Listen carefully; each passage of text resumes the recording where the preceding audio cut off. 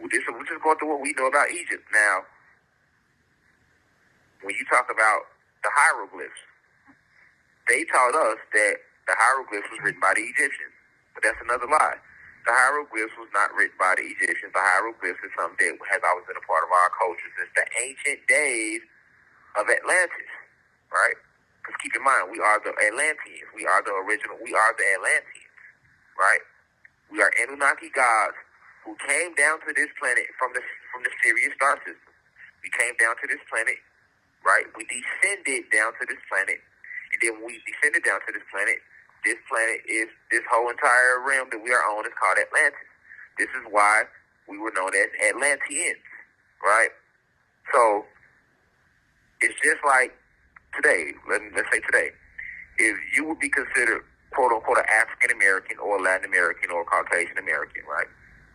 But whatever city you in, you'll still be listed under that city title as well. So let me give you an example. I landed in Chicago, Illinois. So although I will be listed under the derogatory misnomer of African American, I would still be considered a Chicagoan because I grew up and lived my entire life in Chicago. So that's the same thing. Although we come from the cosmos and the Sirius star system, and the original name of our species is Anunnaki gods, the Anunnaki gods, right?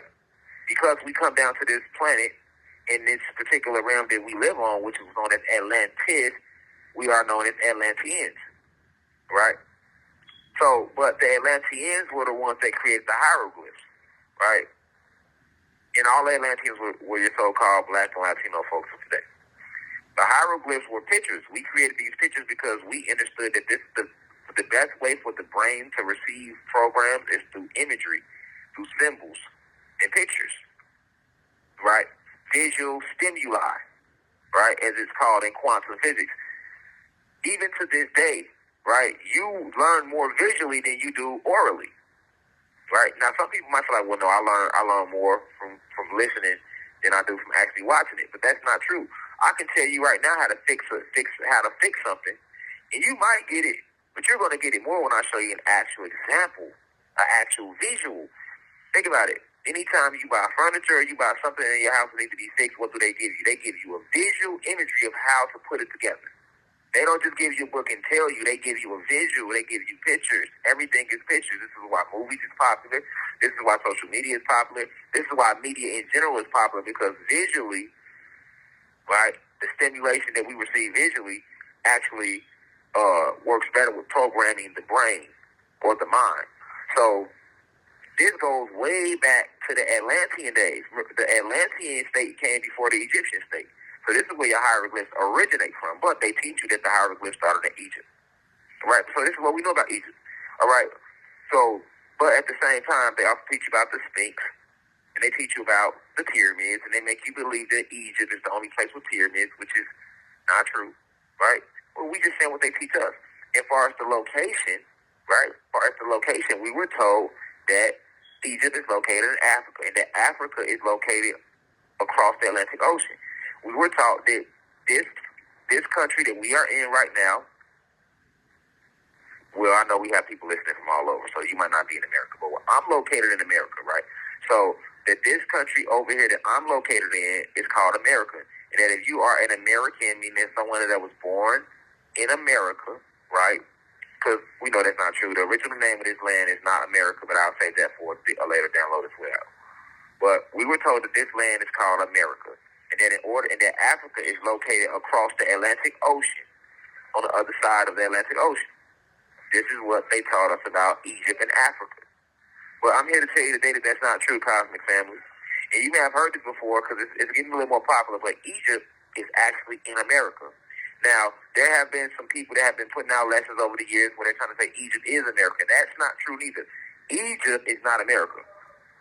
Okay? When you're speaking of America, you're speaking of this land, North America, with 3 Ks, all right? You're speaking of the 50 states located in North America, from West Coast to East Coast, from California over to New York, down to Florida, up to goddamn Minnesota, right? And everything in between. All right? But That's not true. Now, Egypt is located in America. That's why the name of this part, this section of this lecture is called Egypt is in America, because I want you to know the actual placement of Egypt. Okay? So, yes, when somebody says Egypt is America, no. But, yes, is Egypt in America? Yes. Right? There are certain places and certain states that made up ancient Egypt. So, the Egypt you see today that they show you when they show you over in Africa, that's not Egypt. And I told you this a long time ago. That's actually where the University of Timbuktu was located at. Okay, so anciently, in order to help us progress spiritually, we had universities. These are the original universities. One of the more famous ones is the University of Alexandria, right? And the University of Timbuktu. Okay, well, the University of Timbuktu was located in modern day, where modern day Egypt is placed on the map. All right, that was the University of Timbuktu.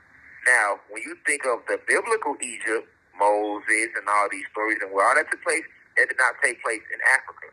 All right, that took place over here in present day North America, because Egypt, ancient Egypt, is located in present day North America. All right, this is why one of the most powerful rivers that's known around Egypt is what? The Nile River, right? And I told you that the Mississippi River that's located over here in America, that's not the Mississippi. That's actually the Nile River, all right? It's actually the Nile River, and then it flows into the Mississippi, all right? But what they show you on the map is they show you that this river is called the Mississippi River. One of the biggest things you can do to understand that the Mississippi River is actually the Nile River is look at the placement of Memphis, Tennessee. If you go look at the map of Egypt, right now, if you pull up a map of Egypt and Africa, you're going to see that the Nile flows past a certain city over there called Memphis.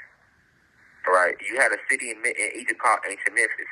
Ancient Memphis was the place of the fortification of where we had our military, our army, the weaponry that we used, because by the time we fell into the Egyptian state, which was like an era, we were already at war with Lord Zeus and the fallen, and the original 12 tribes and the human being tribes that were raiding us and pillaging the land and taking the villages. So Memphis was used as a location where we would fortify, and it was a place that was designed to protect Egypt. You have Egypt is broken up into two parts. You have Lower Egypt and you had Upper Egypt. Okay, so where Memphis, Tennessee is at today over here in America, that's the start of Upper Egypt. All right, basically from Memphis, Tennessee, all the way straight across to the Carolinas, up to New York, all the way back till you get to the Midwest. It cuts off at the Midwest. It cuts off at like Ohio. So basically from Memphis, Tennessee, up to Kentucky, up to Pennsylvania, all the way back up to Boston, all the way back down to Carolina, all the way back over to Memphis, Tennessee. All of that was Upper Egypt. Okay, was Upper Egypt.